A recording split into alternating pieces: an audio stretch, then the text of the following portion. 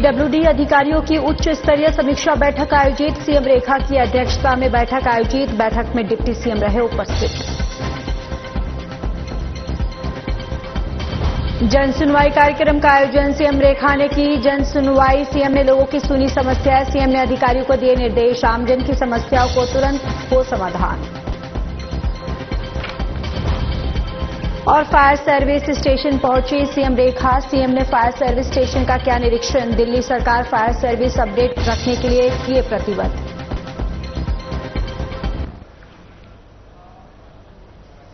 नमस्कार, बहुत स्वागत है आप सभी का। मैं हूं आपके साथ ज्योति यादव। मुख्यमंत्री श्रीमती रेखा गुप्ता की अध्यक्षता में पीडब्ल्यूडी अधिकारियों के साथ उच्च स्तरीय समीक्षा बैठक आयोजित की गई। बैठक में कैबिनेट मंत्री प्रवेश साहेब सिंह भी उपस्थित रहे। जल भराव, नालों की सफाई और ड्रेनेज सुधार पर चर्चा की गई।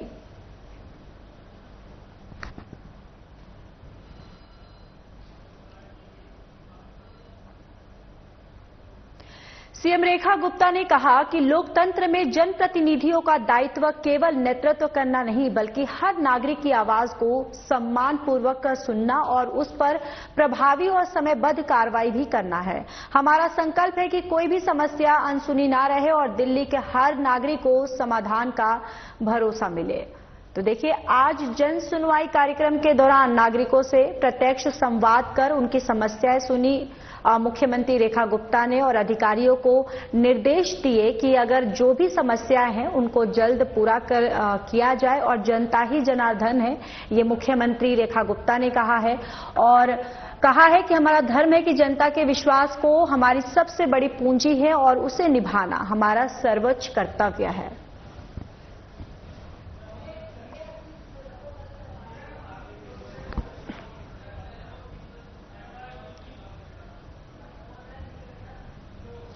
दिल्ली की सीएम रेखा गुप्ता ने ट्वीट कर कहा है कि विश्व मलेरिया दिवस पर आइए हम सभी अपने मलेरिया मुक्त दिल्ली के संकल्प को साकार करने के लिए एकजुट हो।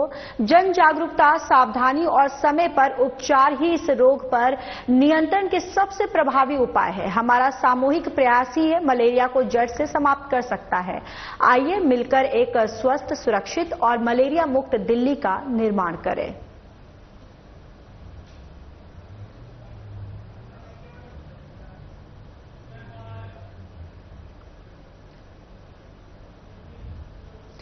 दिल्ली की सीएम रेखा गुप्ता ने कार्यक्रम में कहा कि आज हम अपने फायर सर्विस स्टेशन पर हैं। दिल्ली सरकार फायर सर्विस पूर्ण रूप से अपडेट रखने के लिए प्रतिबद्ध है। हमने इसके लिए अपने बजट में 500 करोड़ रुपए का प्रावधान भी किया था। हम लगातार इसी दिशा में काम कर रहे हैं। हमने 4 मशीनें खरीदी हैं जिनसे काफी ऊंचाई से भी पानी का छिड़काव किया जा सकता है। हमने 12 करोड़ रुपए की लागत से इन मशीनों को खरीदा है। अपने फायर सर्विस स्टेशन पे हैं और पूरी तरीके से हमारी फायर सर्विसेज, हमारे फायर स्टेशंस, हमारी टेक्नोलॉजीज अपडेटेड हों, उसके लिए दिल्ली सरकार पूरी तरीके से प्रतिबद्ध है। और हमने अपने पूरे बजट में 500 करोड़ रुपए का इसके लिए प्रावधान भी रखा था और आप देख रहे हैं कि लगातार हम उसी दिशा में काम कर रहे हैं। अभी इस तरह का ये जो टावर है, वाटर आर्टिकुलेटेड टावर जो है, ये हमने 4 मशीनें खरीदी है जो कि बहुत ऊंचाई से मैकेनिकली पूरा का पूरा पानी छिड़क सकते हैं, जिसमें ऐसी बहुत सारी जगह आग लगती है जहां पे कि आप पहुंच नहीं पाते हैं, मशीनें नहीं पहुंच पाती हैं। तो यहां इस टावर से आप बहुत ऊंचाई की जगह पे भी और उस बिल्डिंग के पीछे की और भी जहां आग लगी हो तो इन टावर्स के माध्यम से हम वहां आग बुझा सकते हैं। ऐसी हमने 4 मशीनें अभी नई खरीदी है 12 करोड़ रुपए की लागत से। और ये जो हमने पूरा लिफ्ट जो लिया है, इस कैडर को भी हमने लिया 70 मीटर तक की हाइट पर आपके फायरमैन को लेकर के जा सकती है। वो वहां पे सुविधाएं, अभी जो पीछे आग लगी थी उसमें भी इस मशीन से हमने पूरी मदद ली, तो इनको भी अभी हमने 2 खरीदी है, 70 मीटर जो ऊंचाई तक लेकर जा सकती है।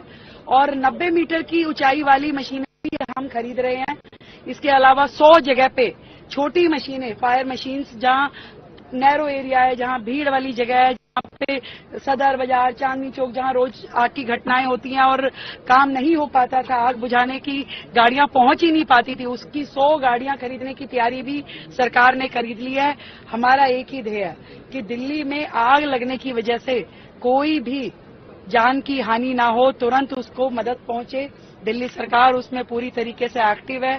टेक्नोलॉजी का पूरा उपयोग, अपडेटेड मशीनरी हमारी फायर स्टेशंस में हो और सारे फायर स्टेशंस भी अपडेटेड हो, कंट्रोल एंड कमांड सेंटर वहां पर हो। इसके लिए पूरा का पूरा काम शुरू हो चुका है और योजनाबद्ध तरीके से हर फायर स्टेशन को अपडेट किया जाएगा। नई दिल्ली स्थित हिमाचल भवन में हिमाचल प्रदेश के राज्यपाल शिव प्रताप शुक्ल से कैबिनेट मंत्री रविंद्र सिंह इंद्राज ने शिष्टाचार भेंट कर उनका मार्गदर्शन प्राप्त किया है। तो देखिए, हिमाचल के राज्यपाल से कैबिनेट मंत्री ने मुलाकात की है और शॉल उड़ाकर उनसे भेंट की है और ये मुलाकात जो है ये शिष्टाचार भेंट हुई है। मंत्री रविंद्र सिंह इंद्राज ने यहां पर शिष्टाचार भेंट जो है वो की है।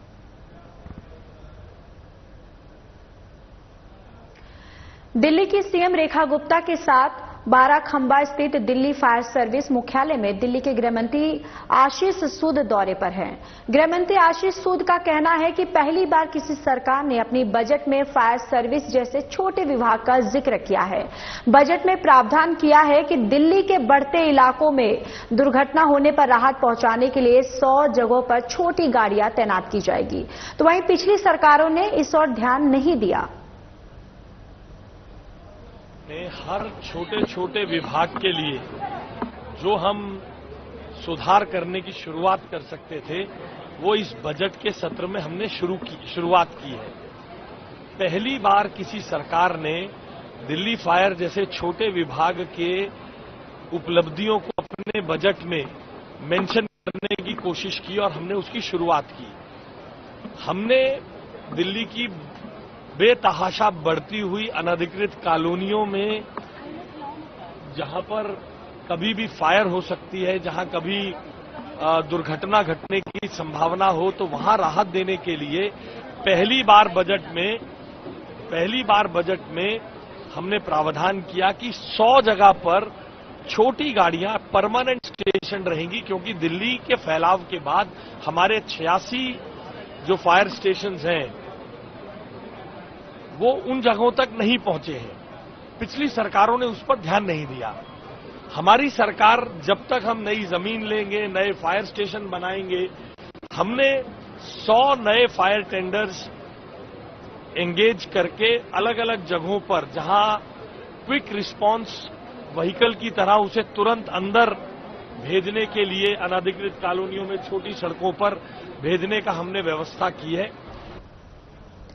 दिल्ली सरकार के कैबिनेट मंत्री पंकज कुमार सिंह ने दिल्ली पुलिस कमिश्नर से मुलाकात की और इसकी जानकारी साझा करते हुए उन्होंने कहा कि दिल्ली पुलिस कमिश्नर संजय अरोड़ा जी से मुलाकात हुई है। दिल्ली की कानून व्यवस्था, यातायात प्रबंधन और नागरिकों की सुरक्षा को लेकर विस्तृत चर्चा हुई। राजधानी को सुरक्षित और सुव्यवस्थित बनाने की दिशा में मिलकर कार्य करने का संकल्प लिया।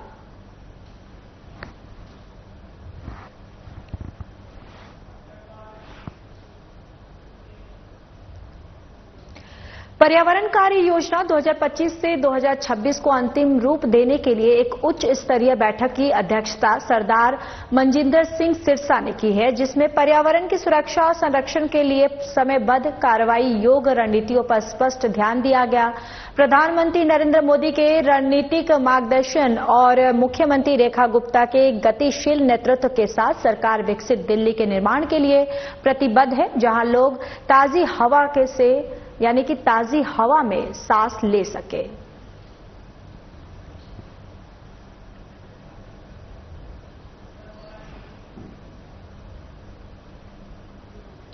कैबिनेट मंत्री रविंद्र सिंह इंद्राज ने समाज कल्याण विभाग की बिंदापुर, वजीरपुर और ताहिरपुर और कांति नगर स्थित ओल्ड एज होम में सुविधाओं को लेकर समीक्षा बैठक की। ओल्ड एज होम में बुजुर्गों को गर्मियों से परेशानी ना हो, इसके लिए पर्याप्त पंखे, कूलर की व्यवस्था और ओल्ड एज होम के रिक्रिएशन सेंटर में यानी कि एसी लगाने के भी निर्देश जो है वो दिए गए।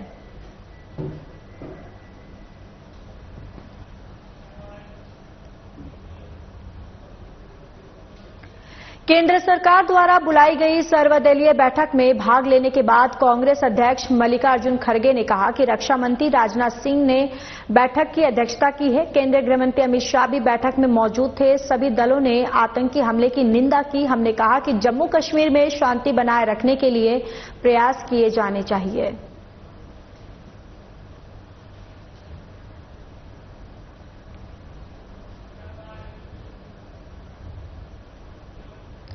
चलिए खबरों में आगे बढ़ते हैं। जम्मू कश्मीर के पहलगाम में जिस प्रकार से आतंकी हमला हुआ और 28 लोगों की जान गई, उसी को लेकर पूरे देश में रोष देखने को मिल रहा है। तो वहीं आज राम मनोहर लोहिया अस्पताल के सीनियर डॉक्टर और तमाम स्टाफ के द्वारा दिल्ली को मिल रहा है। दिल्ली के रोहिणी क्षेत्र में भी मिनी सदर बाजार के नाम से मशहूर नाहरपुर मार्केट के व्यापारियों ने इस हमले के विरोध में एकजुट होकर पूरी मार्केट बंद कर दी और सभी दुकानों पर ताले लगा दिए। व्यापारियों ने दुकान पर ताले लगाकर विरोध जताया और सड़कों पर उतरकर व्यापारियों ने मार्च निकाला। मार्केट में सुबह से ही बाजार की सभी दुकानें पूरी तरह से बंद रही। व्यापारियों ने अपनी दुकानों पर ताले लगाकर यह साफ संदेश दिया कि अब आतंक के खिलाफ हर देशवासी एकजुट है। इसके बाद सेक्टर 7 से मधुबन चौक तक एक सांकेतिक शांति मार्च निकाला गया, जिसमें बड़ी संख्या में व्यापारी शामिल हुए। विरोध के दौरान पूरे इलाके में देशभक्ति के साथ ही आतंकवाद के खिलाफ आक्रोश की लहर देखी गई।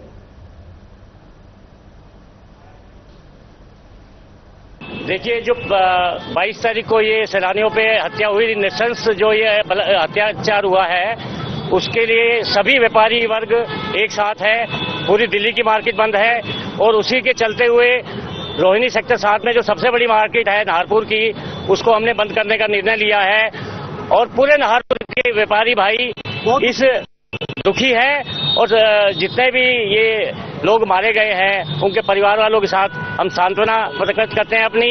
और मोदी जी को कहना चाहते हैं कि अब बस बहुत हो गया, अब बस बहुत हो गया, अब इनको पकड़ पकड़ के मारो ताकि इनको एक संदेश जाए, कभी ऐसी हिम्मत ना हो करने की। व्यापारियों की यही योजना है कि सबसे पहले कि नाहरपुर व्यापार संघ जो ये पहलगाम में नरसंहार हुआ है, इसके दुख में और इसके लिए जो दिल्ली में व्यापारियों का आह्वान हुआ है, पूरी दिल्ली में मार्केट व्यापारियों ने बंद करने का किया है, तो नाहरपुर व्यापार संघ उन सभी पूरी दिल्ली के एसोसिएशन के साथ में खड़ा है। नाहरपुर व्यापार संघ हमारा रोहिणी का, उनके समर्थन में बंद में आह्वान में हम शामिल हैं। और पूरी नाहरपुर मार्केट आज इस नरसान के जो दुख में पूरी दुखी है और व्यापारियों ने अपनी दुकान सबने बंद करी है। नाहरपुर व्यापार संघ ने कि सबके दिलों में क्या चीज चल रही है और हम सब लोग क्या चाहते हैं।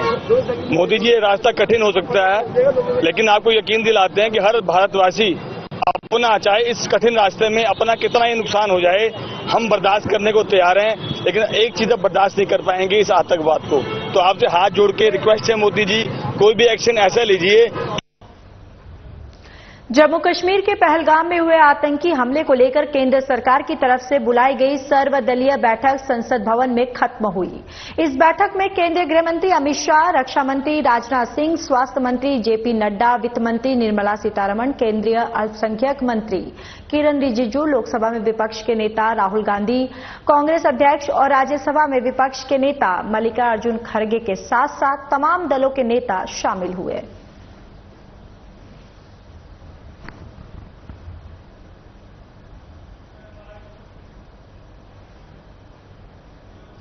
जम्मू कश्मीर के पहलगाम में हुए आतंकवादी हमले के बाद दिल्ली के ट्रेडर्स एसोसिएशन के सदस्यों ने विरोध जताया। साथ ही सदस्यों ने पाकिस्तान विरोधी नारे भी लगाए।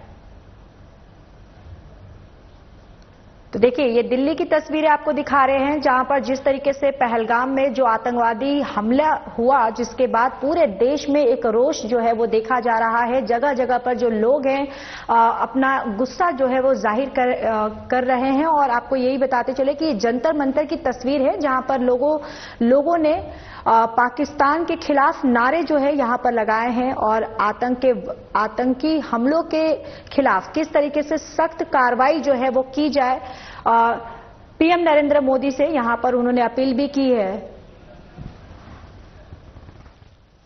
माफ कीजिएगा, लाल किले की तस्वीर आपको दिखा रहे, जहां पर लोग जो है यहां पर इकट्ठे हुए हैं और साथ ही साथ यहां पर लोग जो है वो नारेबाजी करते हुए दिखाई दे रहे हैं। और आतंकवादियों को उनके खिलाफ एक सख्त कार्रवाई करने की यहां पर प्रधानमंत्री से इस रोष विरोध के साथ ही अपील भी करते हुए नजर आ रहे हैं।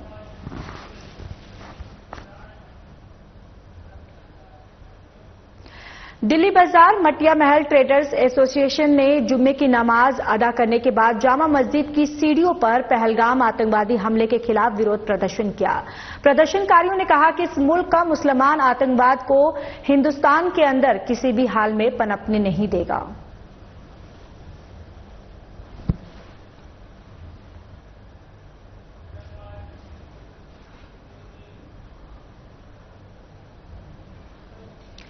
दिल्ली की मुख्यमंत्री रेखा गुप्ता ने गोवा के मुख्यमंत्री प्रमोद सावंत को जन्मदिन की हार्दिक शुभकामनाएं बधाई दी। उन्होंने पोस्ट में लिखा कि ईश्वर से प्रार्थना है कि आप सदा स्वस्थ, दीर्घायु और ऊर्जावान रहें। आपको कुशल नेतृत्व में गोवा विकास, सुशासन और जन कल्याण की दिशा में निरंतर अग्रसर होता रहे।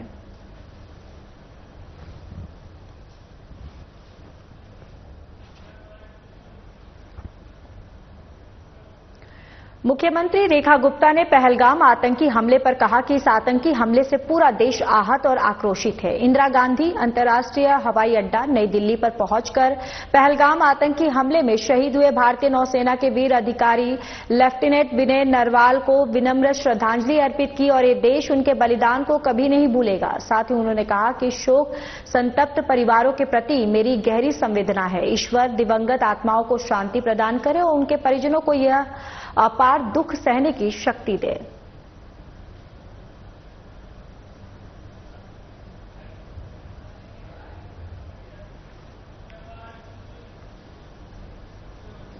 दिल्ली सरकार के कैबिनेट मंत्री आशीष सूद ने सोशल मीडिया पर जानकारी साझा करते हुए लिखा है कि जम्मू कश्मीर के पहलगाम में हुए नृशंस आतंकवादी हमले के बाद पीएम मोदी ने सुरक्षा मामलों की कैबिनेट समिति की एक उच्च स्तरीय बैठक की अध्यक्षता की है, जिसके दौरान निम्नलिखित महत्वपूर्ण निर्णय लिए गए हैं और जिसमें सिंधु जल संधि का निलंबन और अटारी वाघा सीमा को बंद करना, पाकिस्तानी सैन्य सलाहकारों को निष्कासित करना और राजनीतिक स्तर पर कम करना और पाकिस्तानी नागरिकों के प्रवेश पर भी प्रतिबंध और वीजा निरस्तीकरण, सशस्त्र बलों को उच्चतम अलर्ट पर रखा गया है। बैठक में केंद्रीय गृह मंत्री अमित शाह, रक्षा मंत्री राजनाथ सिंह, विदेश मंत्री डॉक्टर एस जयशंकर और अन्य वरिष्ठ अधिकारी शामिल हुए। हम आतंकवाद के खिलाफ अपनी लड़ाई में एकजुट और दृढ़ हैं।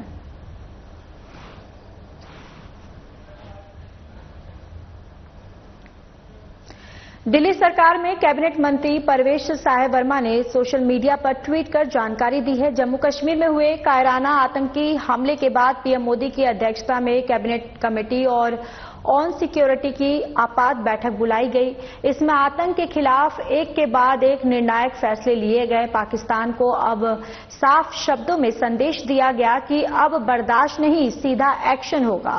सरकार के द्वारा लिए गए सख्त फैसलों की जानकारी देते हुए कहा कि भारत में पाकिस्तानी दूतावास होगा बंद और सिंधु जल संधि पर रोक तत्काल प्रभाव से लगेगा। सभी पाकिस्तानी नागरिकों के वीजा जो है वो रद्द होंगे। अटारी बॉर्डर बंद होगा। पाकिस्तान और भारत में उच्चायोग बंद ये सिर्फ शुरुआत है और अब हर आतंकी हमले का जवाब होगा निर्णायक, कठोर और सीधे तरीके से होगा। यानी कि इस कैबिनेट की जो बैठक हुई उसमें ये तमाम निर्णय जो है वो लिए गए हैं पाकिस्तान के खिलाफ। चलिए खबरों में आगे बढ़ते हैं। जम्मू कश्मीर के पहलगाम में हुए आतंकी हमले में पर्यटकों की मौत को लेकर अब लगातार बवाल बढ़ता जा रहा है। लोग इस घटना के बाद काफी आक्रोशित और गुस्से में हैं। जगह जगह इस घटना को लेकर अब विरोध प्रदर्शन और कैंडल मार्च निकाला जा रहा है। तो वहीं करोलबाग के टैंक रोड में भी बड़ी संख्या में लोगों ने कैंडल मार्च निकाला और पहलगाम में हुई घटना की निंदा की और साथ ही सरकार से मांग करी कि उन आतंकवादियों को उनके स्थान पर भेज दिया जाए। बहुत ही गलत किया है, ऐसा नहीं होना चाहिए और जिन्होंने भी किया है उनको सुन के उनको गोलियां मारनी चाहिए, बल्कि फोड़ी करनी चाहिए उनको, चाहे वो पाकिस्तान हो चाहे बांग्लादेश हो चाहे कोई भी हो। जिन्होंने नाम पूछ के जो ऐसा किया है ये बहुत ही गलत किया है। हिंदुस्तान ये लैंड कभी नहीं खाएगा। आप मेरे उसको जाके पूछ के घर में पुष्कर को मारना चाहिए। ठीक, हमारा इतना खून हो रहा है कि उन्हें कुछ कदम को मारे और हम इतने अगर हमें फुल दे दे, परमिशन दे दे तो एक भी आतंकवादी जिंदा न छोड़े, एक भी आतंकवादी। सरकार ने पूरी उन्होंने देश ज्यादा कांड किया, जैसा वो चाहिए, ऐसा ही एक बार 10 बार होना चाहिए। से कश्मीर में खुशहाली आ रही थी, जिस तरह से कश्मीर में टूरिस्ट बढ़ रहा था, तो ये आतंकवादी कभी नहीं चाहते कि वहाँ पर सुख शांति रहे। और उसके बाद वो तो भाई कश्मीर है, वही हमारे अंदर आने को तैयार है। ये चीजें इन आतंकवादियों से, और ये जो आतंकवाद के आका है पाकिस्तान और बांग्लादेश, ये इनसे सहन नहीं हो रही। इसी का जो है बदला देने के लिए इन्होंने कायरतापूर्ण जो कार्रवाई की है, ये बर्दाश्त से बाहर है। चलिए, इस बुलेटिन में इतना ही। बाकी देश और दुनिया की तमाम बड़ी खबरों के लिए जुड़े रहिए हमारे साथ। नमस्कार।